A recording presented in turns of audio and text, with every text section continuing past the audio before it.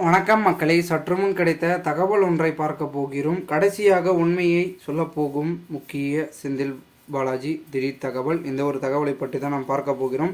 தகவலை பார்ப்பதற்கு முன்னதாக நீங்கள் நம்மளுடைய சேனலுக்கு புதிய பார்வையாளர்களாக கேட்டீங்கன்னா மறக்காமல் நம்மளுடைய சேனலை சப்ஸ்கிரைப் செய்து வைத்துக் கொள்ளுங்கள் மக்களே.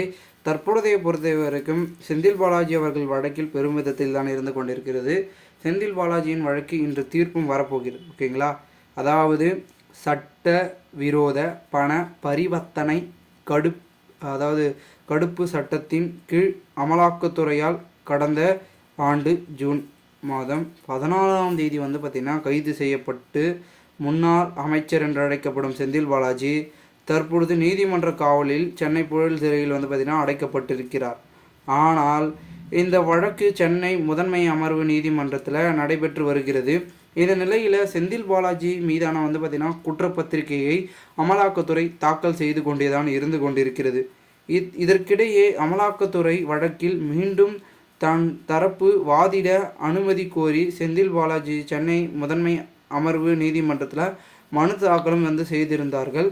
அந்த மனு மீதான விசாரணை நடைபெற்று முடிந்த நிலையில் இன்று சென்னை முதன்மை அமர்வு நீதிமன்றத்தில் தீர்ப்பும் வழங்குகிறது. அதாவது அதே போன்று அவருக்கு பார்த்திங்கன்னா 32வது முறையாக நீடிக்கப்பட்ட செந்தில் பாலாஜியின் நீதிமன்ற காவல் இன்றுடன் முடிவடைவதால் செந்தில் பாலாஜியின் நீதிமன்ற காவல் மீண்டும் 33வது முறையாக நீடிக்கப்படலாம் என்ற ஒரு எதிர்பார்ப்பும் ஒரு பக்கம் இருந்து கொண்டிருந்தாலும் கூட அடுத்த கட்டமாக பெரும் விதத்தில் அவருடைய வழக்கில் திருப்பங்கள் நடைபெற்று விடுமா, ஜாமீன் கிடைச்சி வெளியே வந்துருவாரா அப்படின்ற ஒரு எதிர்பார்ப்பில் தான் பார்த்திங்கன்னா தற்சமயம் வரைக்கும் செந்தில் பாலாஜியின் தரப்பினர்கள் இருந்து கொண்டிருப்பதாகவும் ஒரு பக்கம் கூறப்படுகிறது. இந்த ஒரு சமயத்தில் அடுத்த கட்டமாக என்ன நடக்கப் போகிறது என்ற எதிர்பார்ப்பும் தொடர்ந்து நடைபெற்று கொண்டிருக்கும் நிலையில் பொறுத்திருந்து பார்க்கலாம் என்ன நடக்கிறது என்பதனை.